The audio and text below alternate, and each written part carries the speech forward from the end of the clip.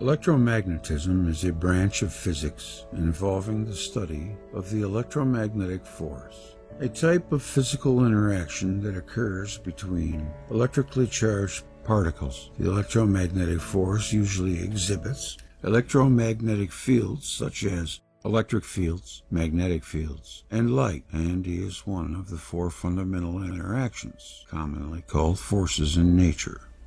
I think we're beginning to find out that there really is only one force in nature. The other three fundamental interactions are the strong interaction, the weak interaction, nuclear force, and gravitation. All three of them, I think, are a result of electricity in some way. Lightning is an electrostatic discharge that travels between two charged regions. The word electromagnetism is a compound form of two Greek terms, which means magnesious stone, a type of iron ore. Electromagnetic phenomena are defined in terms of the electromagnetic force, sometimes called the Lorentz force, which includes both electricity and magnetism, as different manifestations of the same phenomena. The electromagnetic force plays a major role in determining the internal properties of most objects encountered in daily life. Ordinary matter takes its form as a result of intermolecular forces between individual atoms and molecules in matter, and is a manifestation of the electromagnetic force. That was written by Oliver Heaviside, and he was a famous 19th century electric engineer extraordinaire. Heaviside did much to develop and advocate vector methods and vector calculus. Maxwell's formulation of electromagnetism consisted of 20 equations in 20 variables. Heaviside employed the curl and divergence operators of the vector to reformulate 12 of the 20 equations and to 4 equations with 4 variables. Now that's something. Well known is that Heaviside's equations and Maxwell's equations are not exactly the same, and in fact it is easier to modify the former to make them compatible with quantum physics. The possibility of gravitational waves was also discussed by Heaviside using the analogy between the inverse square law and gravitation and electricity. Yeah, isn't that a coincidence? The inverse square law, I finally know what it means now, and it's not that big of a deal, but it's exactly the same for gravity and electricity. Hello? No, we're not related. Nope, not a bit. That's a coincidence. A lot of coincidences in the world. Did you ever notice that? No, that's something. Less well known is that Heaviside's equations and Maxwell's equations are not exactly the same, and in fact it is easier to modify the former to make them compatible with quantum physics. The possibility of gravitational waves was also discussed by Heaviside using the analogy between the inverse square law and gravitation and electricity. Yeah, isn't that a coincidence? The inverse square law, I finally know what it means now, and it's not that big of a deal, but he invented the Heaviside step function, using it to calculate the current when an electric circuit is switched on. He was the first to use the unit impulse function, now usually known as the Dirac delta function. Yeah, I like the term deadbeat impulse.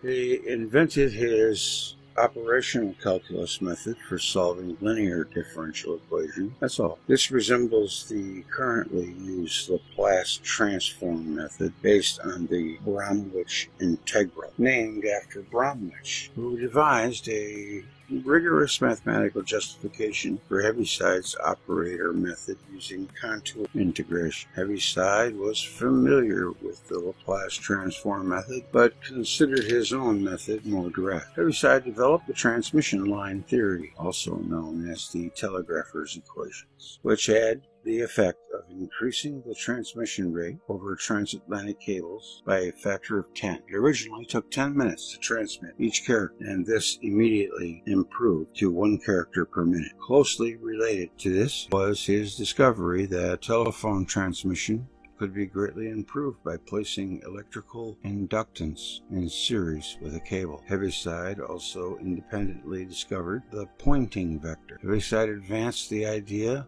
that the Earth's uppermost atmosphere contained an ionized layer known as the ionosphere, which we all now know exists.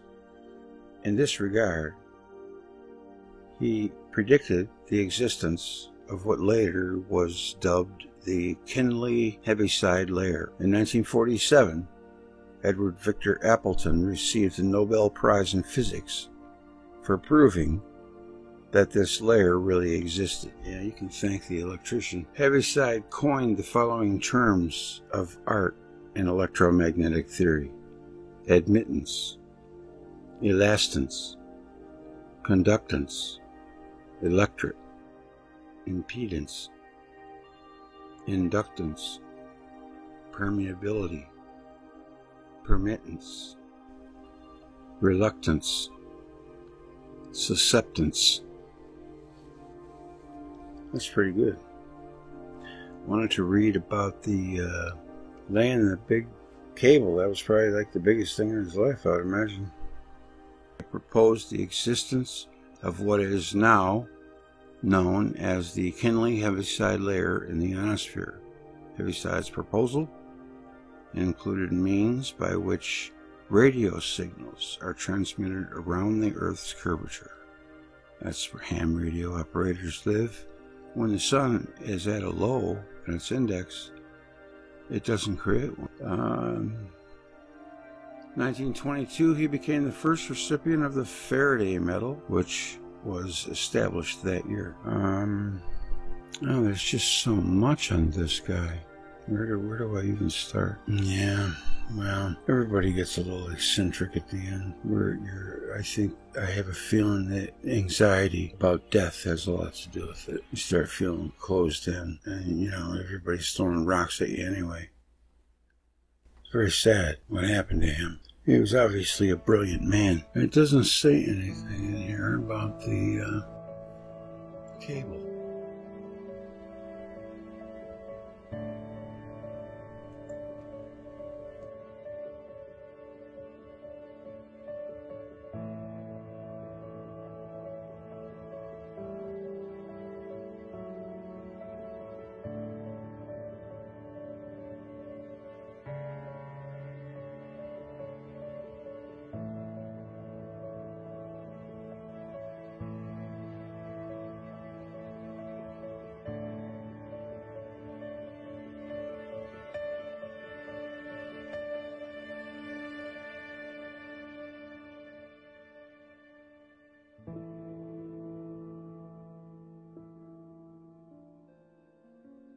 Ben Franklin was a real scientist. Here's just a few things that he was responsible for inventing. This portrait depicts Franklin as a learned scientist and inventor. It was one of his favorites. Pictured on the left is the signal bell apparatus Franklin devised to detect the presence of electrically charged clouds. The bolt of lightning seen through the open window became an attribute closely identified with Franklin. At Franklin's death, French philosopher and scientist Jacques Turgot wrote, "He seized the lightning from the sky and the scepter from the hand of tyrants." That's pretty good.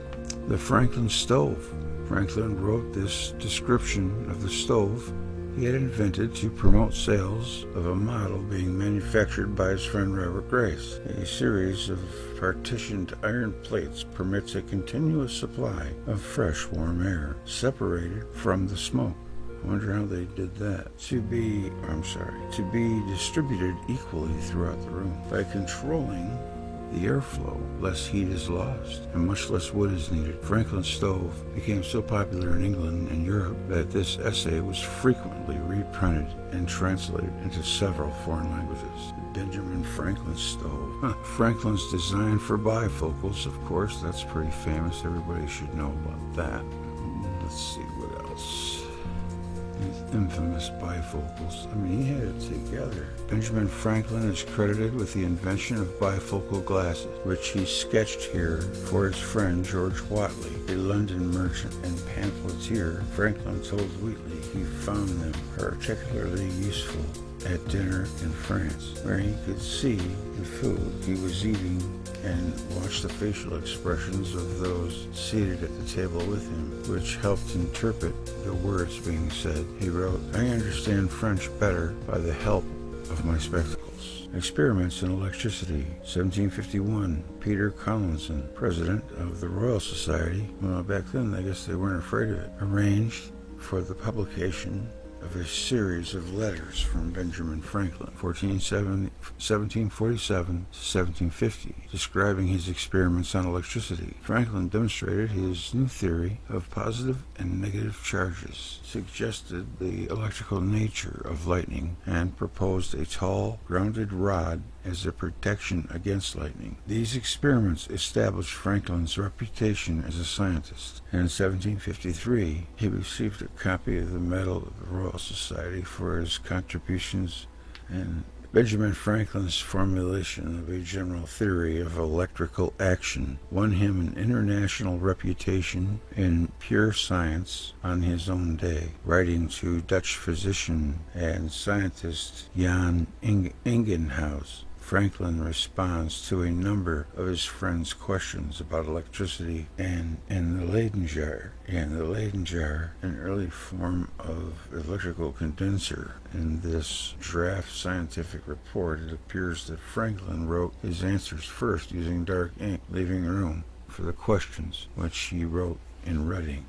In this lengthy essay Franklin explains the effects of lightning. In this lengthy essay, he intended for his fellow scientist, Jan Ingenhousz, Benjamin Franklin attempted to explain the effects of lightning on a church steeple in Cremona, Italy, by describing the effects of electricity on various metals. He based his hypothesis on other written accounts, and used his sketch of a tube of tin foil to aid in his explanation. Then he mapped the Gulf Stream. He battles the common cold. Despite his eminence in scientific circles, Benjamin Franklin remained concerned with the more practical applications of scientific study. This sheet, entitled Definition of a Cold, one of a series bearing Franklin's notes for a paper he intended to write on the subject. Exercise, bathing, and moderation in food and drink consumption were just some of his steps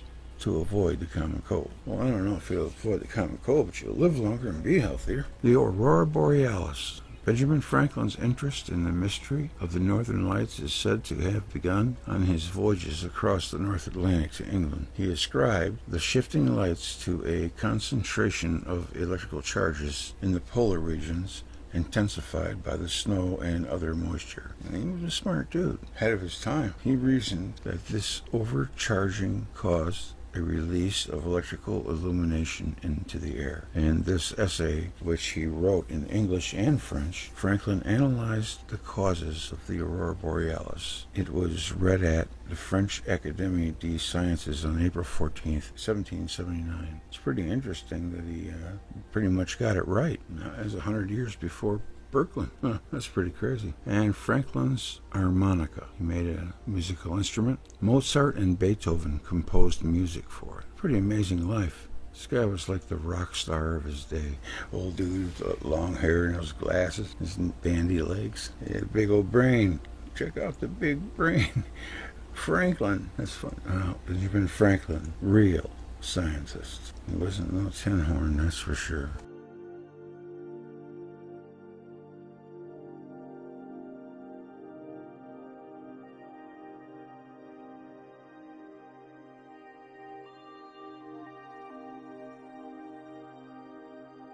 I mean, we can maybe learn for ourselves just what happened. Where did it go wrong? You know, we have an idea.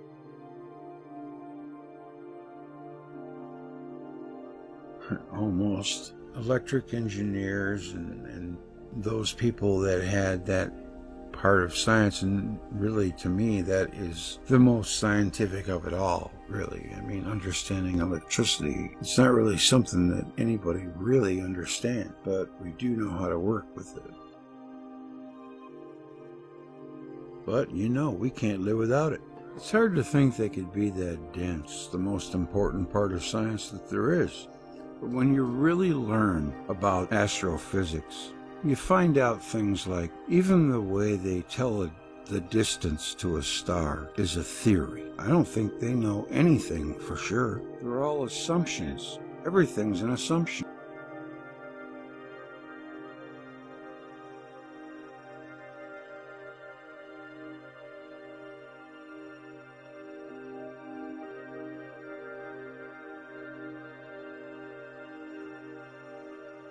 This video will self-destruct in 5 minutes.